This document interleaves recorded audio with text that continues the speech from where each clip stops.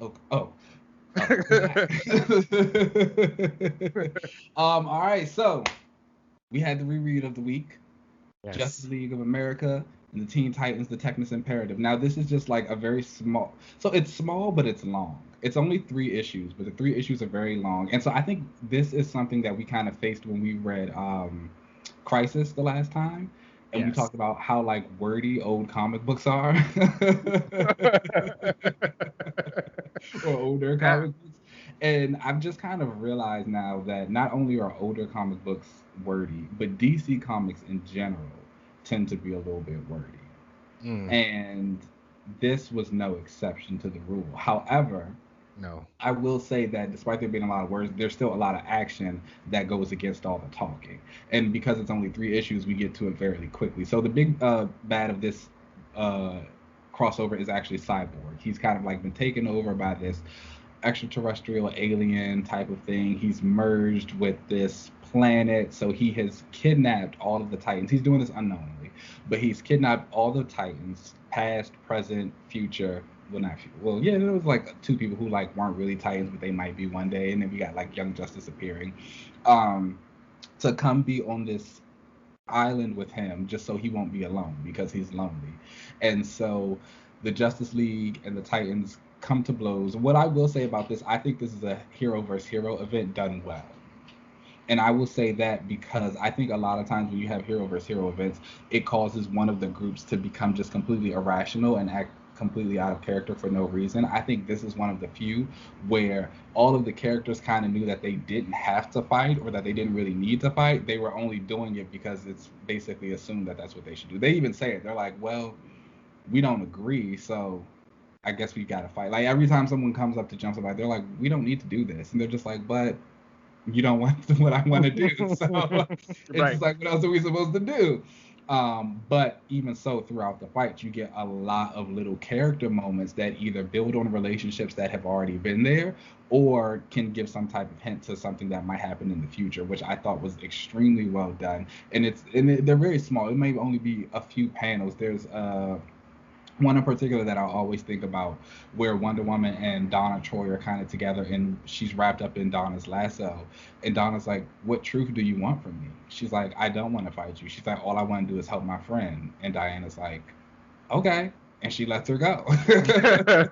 Right. And it's just like, yeah, like that's really how it should be. Like, I trust you enough and I trust your opinion of what you're doing. And even like Batman, him and Nightwing are arguing the ethics of what they're trying to do to Cyborg. Because of course the Justice League is like, we gotta kill him. We gotta destroy the mainframe. He is actually causing all of these natural disasters all over the world. We think he's gone. There's no evidence that he's still in there, but the Titans are like, no, this is our friend. Let us try. Let us do it. And so while they're going back and forth and all these people to fight, and once it gets to a point where they get to where Cyborg is, Batman's like, all right, stop. Like, you guys provided a distraction. We kind of got to the point where we need to be. Let's actually go do the work that we need to go do. And so all the heroes start teaming up to go just start stop the disasters all over the world. And I think again that's something that was really well done, and it's different from a lot of events that we have these days. I think of something like Civil War Two. Child. I think of something like Civil War Two, where you have all of I these don't think characters that. who are together and they're a part of this team and they're doing all this stuff, but no one really talks to each other, or you just don't really know anything, or you don't see anything different. I think here we get all of these characters, and anytime we see them together, like everyone's talking, everyone's saying something, everyone's like doing something to show that like I'm here, and you start to see a bunch of people who again have never interacted before interact. Like, when's the next time you're gonna see Big Barda and Rose Wilson together? You know what I'm saying? Like, When's the next time you're gonna see Big Barda? ooh, don't do that. Not even that. It wasn't shade on her. I mean, like for me, reading this, like, and seeing all these character interactions, I kind of jumped in with DC like during the Jeff Johns era of Titans and stuff. So that was well after this. Yeah. So a lot of these characters were all like new to me, Oh, and I was like, where they all go? I bet, and that's what I yeah. mean. Like, you have Barda interact, and she's like on the Justice League. Mm-hmm. Why are we? Where is that kind of stuff going on now? now it's all Batman. And I think that was the other thing that I really had a lot of fun with going back in this event, like seeing that different iteration of the Justice League, or just like seeing all these different leaguers together. Even so, there's a part in the issue 2 when the Titans and the League are fighting. Young Justice basically comes to help the Titans because Tim Drake has been like an ally of the Titans before. So once like they start fighting, Cyborg sends these paws out to go find anyone to help the Titans fight the Justice League. They get Robin, so Superboy and the rest of Young Justice kind of follow suit. But at the same time, Black Canary shows up with a bunch of reserve league members as well. And again, it's just like you said, where are all these characters at? What are they doing? Like, there were so many characters I was like, and I am a like superpower nerd. So like anything where they're showing like a breakdown of what anyone can do, I'm all for it.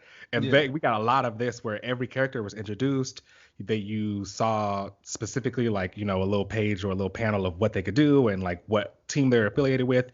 So for someone like me coming into this not knowing any of these characters that well, outside of the ones that did kind of are still used today. It was really, really helpful for me because I was like, oh, okay, cool. This is what they can do. This is what I should be expecting from them in this. And again, those character interactions that they showed between the characters hit still, even though I didn't have any experience with them before. I knew that, okay, this is who they were supposed to be. Yeah. And I think that was, again, something that was very well done. The event is done by Devin Grayson and Phil Jimenez. I think they co-plotted it together, and then Phil draws everything, and Phil's art is amazing. Like, the artist, one of the best in the biz, like an icon, a legend. He's the moment. He's got everything. Nothing but praise here, and he draws everybody fantastically. The actions were very well done. The emotional parts hit, like you feel the things that are sad, like when the heroes kind of finally win, like you feel that excitement because of course they manage to free Cyborg, and they end up funneling his consciousness into this machine, and he gets like this brand new gold form. Yeah, what is that? What the hell is that? It didn't last very long. Don't even worry about it. Don't even worry about it. But one of the big things that happened as a result of this event is that we get the Titans to reform, but we get it with the original 5 Titans, which at the time we hadn't had in a very long time. And so they kind of like come together to save Cyborg, and then after that they're like, the world needs Titans, so they each pick a former Titan to come be on the new league. To be on the new team with them. And so we get Roy picks, I don't actually remember who everybody picked, but Argent comes in. I remember Jesse Quick comes in, iconic. I think I might be a fan of Argent. I need to know everything more of her. I knew you would. I felt she's very up your alley. She's very up your alley. Like, I absolutely see that for you. She was dope. She's actually one of like my favorite Titans. Oh, really? Okay, well then you recommend me some stuff because I think I want to read more of her. The first run she did as a Titan honestly ain't that great, but okay. It's like fine. And then even the run that comes after this with all the other new Titans on it, they're all it's like fine also. But she's a really dope character. Damage got picked. Damage was a part of John's JSA. As well, so it was fun to go back and see him before he was that version of Damage. Seeing Garth be the one to go and get him, and like how they had the kind of moment, and Damage is like, "Where are we going?" He's like, "You can swim, right? Because we're going through the water." And so that was fun. I have a lot of fun with this. I've actually read this a couple of times, and I wouldn't say it's like a top 10 event for me, but it's always something I know I can go in and I'm going to have a good time with it. Again, you get a little bit of everything you want. You get the fight, you get the hero versus hero, which always looks very good for things like movies and TV shows and stuff like that. But then again, once the heroes start working together, it becomes even more satisfying. Yeah, I thought that this was a lot of fun. I didn't think it was that great. So it's not like something that I was like, I didn't walk away from it thinking like, oh my gosh, this was some great event. Like I need to add this to my list or whatever. But like it was cool. I liked the art. I wasn't a huge fan of the layouts in issue 1. Like the panels and stuff kind of seemed a little too sporadic for me. versus issues 2 and 3 where it felt more like you were weaving into the scene and fluid. Yeah. Um, yeah, I felt like this would make a really great like animated movie for sure. Oh yeah, This would make absolutely. a really cool animated movie. 100%. If they were to ever wanting to like pull from something like this plot with Cyborg like unknowingly taking over the world, basically, He's the is one. cool. It's a cool plot. I also appreciated this. Just Cyborg doesn't get a lot, and we know that. And I think this is one of those things. Even though he's technically the quote unquote villain of the story, it's a nice little deep dive into his character. Yeah. And then it was nice, and it was a really nice deep dive, not only into his character, but his relationship to the other characters, like how he interact, like how the rest of the Titans kind of like fought for him. And I think you read Johns's Titans run. Yes. Yeah. Cyborg was very much like the heart of the team. He was the lead, like he had in it. When you think about Cyborg's history, that growth that he had from when he first joined to becoming that leader, going back and reading this, it really hits home because like he truly has gone through a lot. He truly has like he sees the Titans as his family, which is like nah. Think about it. It's really sad that he doesn't have that history. I know I've said before that we don't need to go back to him having the history with the Titans, but it is also still kind of sad that he doesn't have it anymore. Because I wish he still did. Because he doesn't have that family aspect, and this was something that really showed that it's like outside of Nightwing, Cyborg is probably like the Titan, in my opinion. Yeah. You know what I'm saying? And it was just really great that he kind of got that spotlight, and we got to get a little bit more into him, and he got a big event. Like you said, if this is going to be a movie, it's a Cyborg movie. It's a Cyborg movie, yeah. Yeah. Maybe that's why I like this one so much. Yeah, because it's a cyborg movie. It's a cyborg movie starring the entire DC universe. And like it's vast. And you see a little everybody's in it. Everybody. Zario's in it. When the last time we seen Zario? I ain't never seen him. I ain't never seen him. This is my first time. I was like, who is even this Supergirl with like fire wings and fire vision? Danvers? You don't know Linda Danvers? The Matrix? No. with the flame vision and her flame wings. Let me tell you, I used to love me some Linda Danvers. Okay. She's actually very convoluted and it's very messy, the entire story. But the flame vision and the wings be given with the skirt in the blue. It was hot. It was hot. I was like, what is this character? It's hot. And, I felt like there were a lot of like, I wonder if there were character surprises for people who hadn't seen characters in a long time.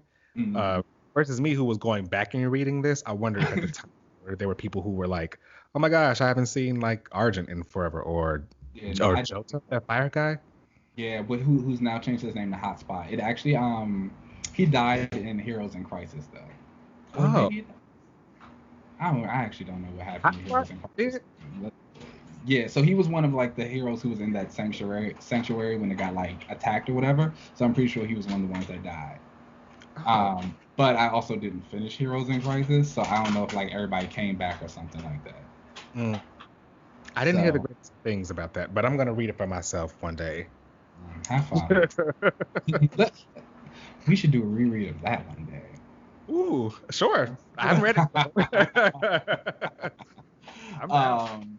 Yeah, so but his name is Hotspot now. They're fine. He's also fine. He's in the run of Titans with Argent. So it was like this weird. I'm not even gonna tell you about it. I'll let you read it yourself. Raven was interesting in this. I feel like the animated series has really like changed people's perceptions of a lot of these characters. They think she's a useless character, and she's not.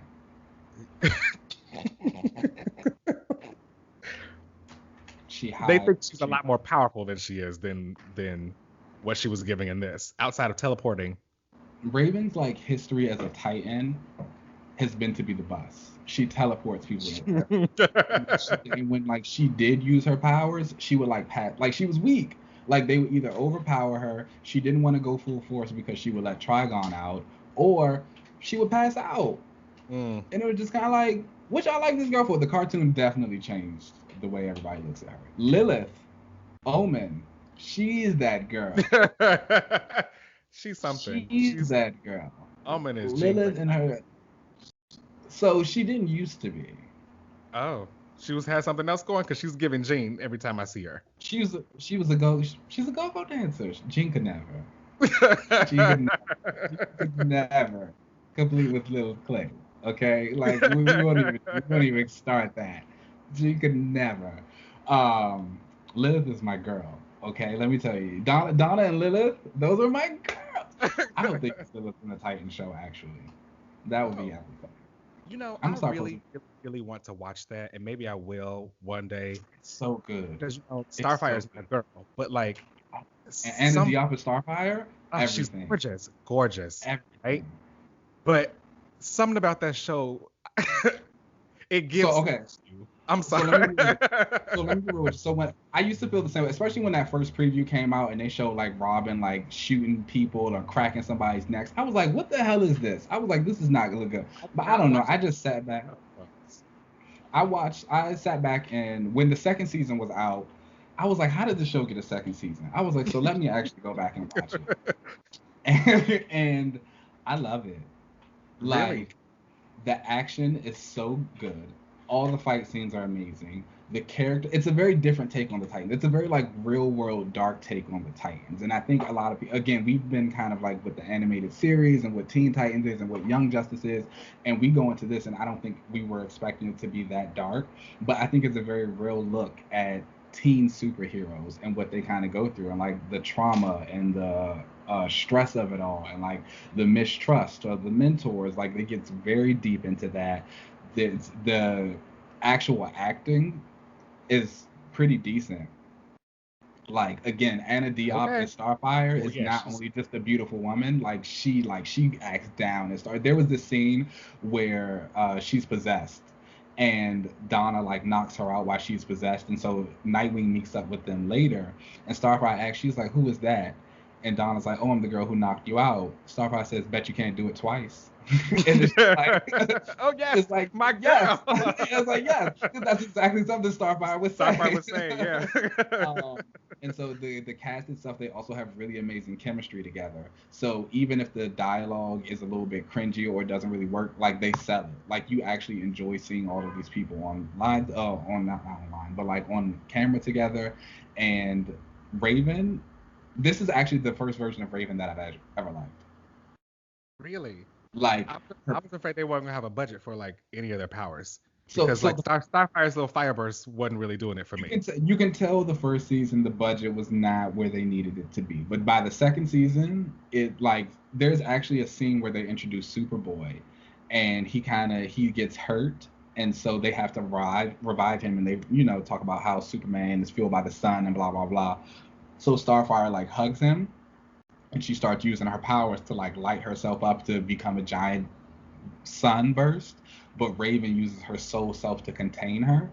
Mm. She doesn't like blow the building. It like looks so good.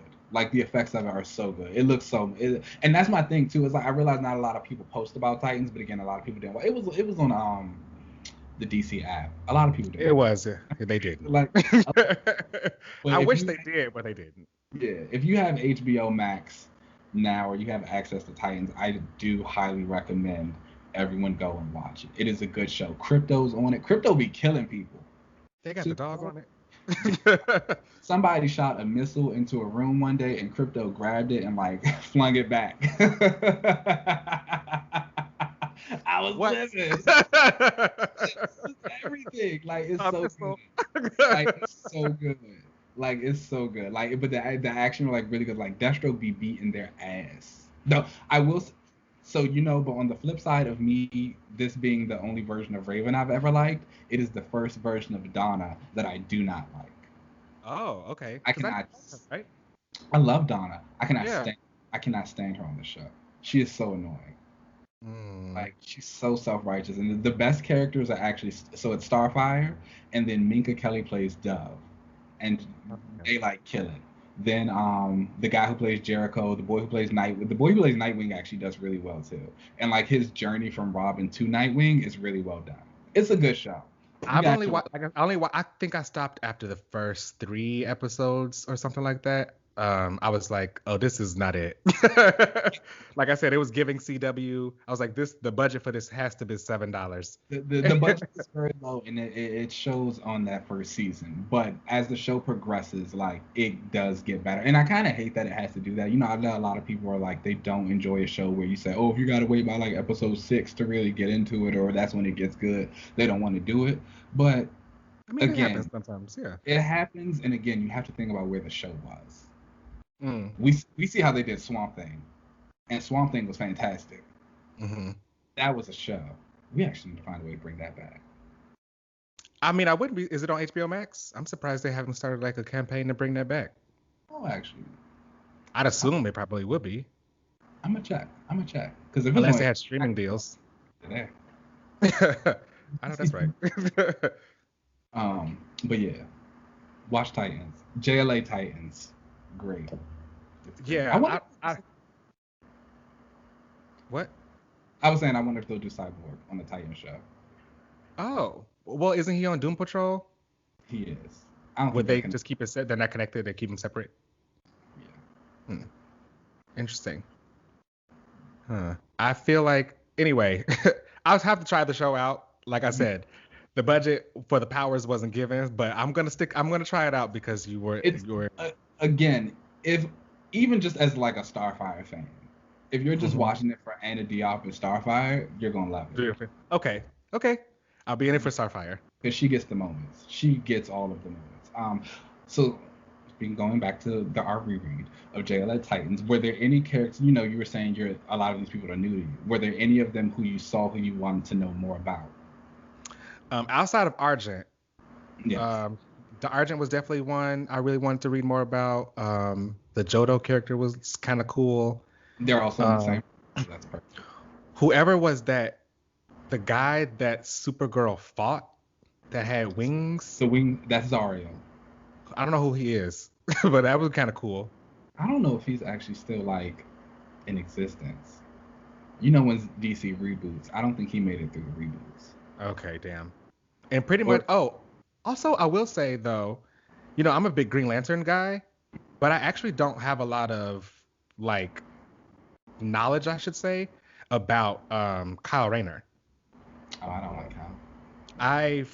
Any Green Lantern stuff I read, I'm only focusing on John or the Corps as a whole. And whenever he was around, my favorite take on Kyle Rayner was when he became a White Lantern. Like there was a time in the Green Lantern like mythos where it felt like all the Earth Lanterns were around, but they actually ended up finding a place for all of them. Like Guy became a Red Lantern, and Kyle became a White Lantern, so he could like tap into all the other colors. I thought that was cool for him, but I've never really read any of his stuff with the JLA, so he might be someone I could maybe be interested in. Kyle's in a weird space. He's like the Forgotten Lantern, because I think of when you think of Kyle, like everybody knows Hal Jordan, everybody knows John Stewart. You kind of have Guy Gardner there as like the douchebag. You hate to love him. Right. Then you have Kyle. But I feel like the place that he should have had has kind of been lost because it's been filled pretty much by Jessica and Simon. Like they are the Earth Lanterns. And when you I think Hal should be retired. I've heard the opinion that John should be like the Lantern of the Justice League, and then Simon and Jessica can go be like the Lanterns of the Sector. And yes, agreed. Guy does whatever. He's been like a Red Lantern. He can go just let him do whatever. He'll be fine. And then they have the new Teen Lantern, and it's like, so once you do all of that, you kind of get to Kyle, and it's kind of like, okay, well, what does Kyle do? Because he wasn't necessarily a leader. Kyle to me is actually similar to Warren Worthington, Angel, over in the X-Men. Like, he's not really the smartest. He's not really the most tactical. He's a Lantern, so he's powerful, but he's still not like the most powerful Lantern. Right. He's not really the leader, so he's just kind of there. I feel like his space doesn't exist without the Titans. Even then, like he wasn't a Titan for long. Does he not fit that Titan like section? I mean, he does like so. Technically, he's around this. Well, I don't know now, but around the time he was the same age as like Donna and Nightwing and all them. Yeah. He tried to date Donna. Uh, Right. As I saw in the book, I see that they were yeah, like, they had eyes have. on each other. Yeah. But again, don't nobody want to write Kyle with the Titans because he didn't like being a Titan. Got it. I didn't know that. I didn't know he was ever with the Titans like that because in this Hmm. event, he was very much like instantly, With the Justice with the League. channel. I'm with the Justice League. Like Yeah. y'all need to listen to me. Like why isn't everyone on the Justice League side? And So he the team, instantly fought Flash and was like, "You're a traitor." so the team that had Argent and Hotspot in them, he was on that team with them. Oh, okay. Him and the Yeah, I Atom, like that. because the Atom had got de-aged to a teenager, so they both joined that team of Titans. Hmm. But it's Kyle's just like, I ain't trying to be a. He's like, I don't want to be a Teen Titan. I'm a leaguer. He kind of sees the Titans as beneath him, so I don't think they would ever actually put him with them. Hmm. Maybe he would be the one to be in the group that is still like giving that energy. There's always one in the group that's like, "Oh, I'm beneath you. Like this is beneath me," but then they have to learn that it's not, and that you're not as It's great as you just, think you are. I think he's just destined to be the Forgotten Lantern, unless you make him a White Lantern again. But then it's also like, do we want the White Lanterns right now? There's only ever one. They don't Exactly. have a core. It's just one. Just put them off in space. Although I did But see the Black Lanterns are about to come back, so maybe. I saw that. But are we gonna have that event again? Like Blackest Night and all the dead heroes are back, and maybe this is their way to get everybody back that we just talked about. You I know, don't know. DC got to get it together, but we'll see. All right. Well, that brings us to the end of the show. Make sure you subscribe and, watch us over on YouTube at Another Relaunch. You can find us on Twitter at Another Relaunch. If you have any questions, comments, anything you want to send us, you can email us at anotherrelaunch@gmail.com. You can find me on Twitter and every kind of other social media site at UncannyLZ. Keenan, where can they find you? You can find me on all social media at Keenan Lance. You know there's an underscore at the end. That's come on, tagline. All right, y'all. Let's get up here. All right. Peace.